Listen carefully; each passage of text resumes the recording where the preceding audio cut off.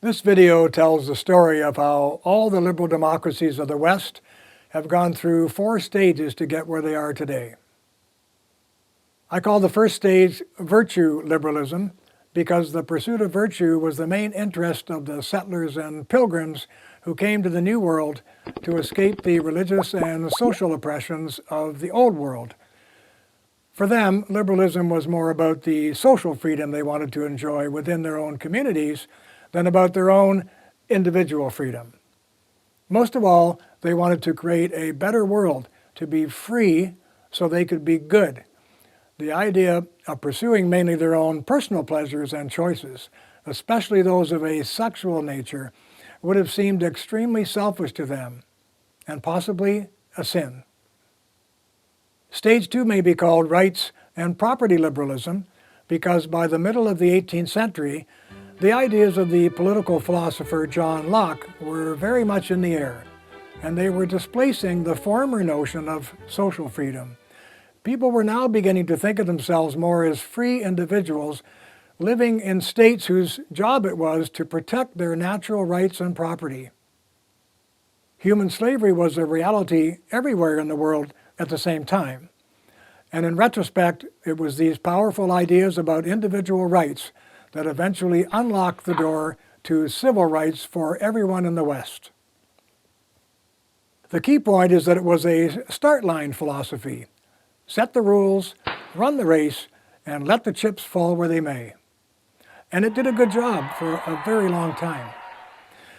But by a century later, all the liberty-loving regimes of the Western world were slowly mutating into the equality-loving regimes we have today, which brings me to stage 3, which I call equality liberalism.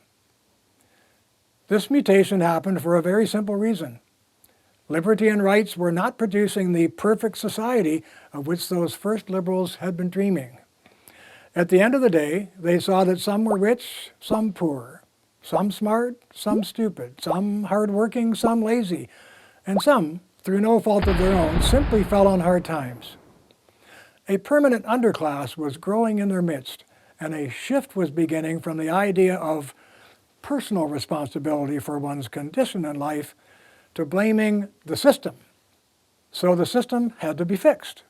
Equality would now have to be forced.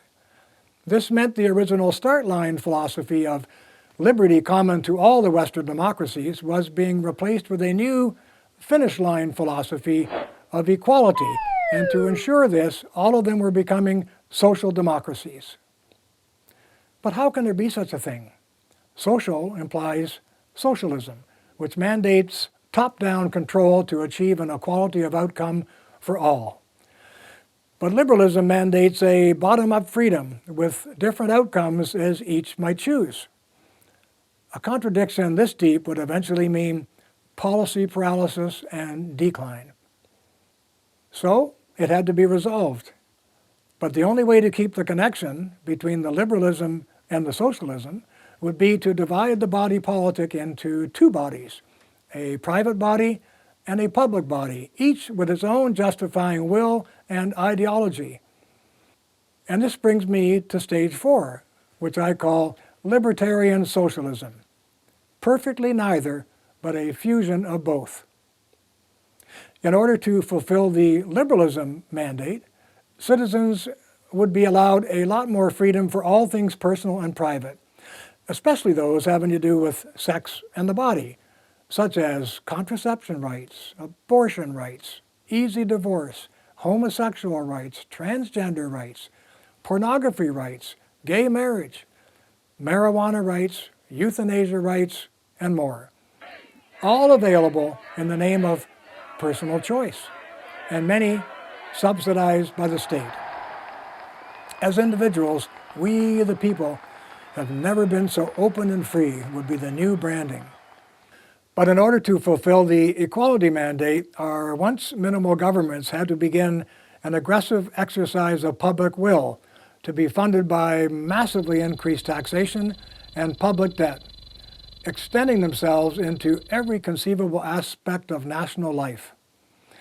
The result is that libertarian socialism is now a homogenized regime type throughout the West, a political form so conducive to the growth of wraparound government that many of these regimes have already become what I call tripartite states. These are states in which 1/3 of the people are makers who produce the wealth, another third work for government at some level, and the last third are takers who receive significant benefits in cash or kind from the state. Anyone can see that in a democratic system, the last two segments will always gang up on the first, like two wolves and a sheep voting on what to have for dinner. This is now the sorry condition of the Western democracies.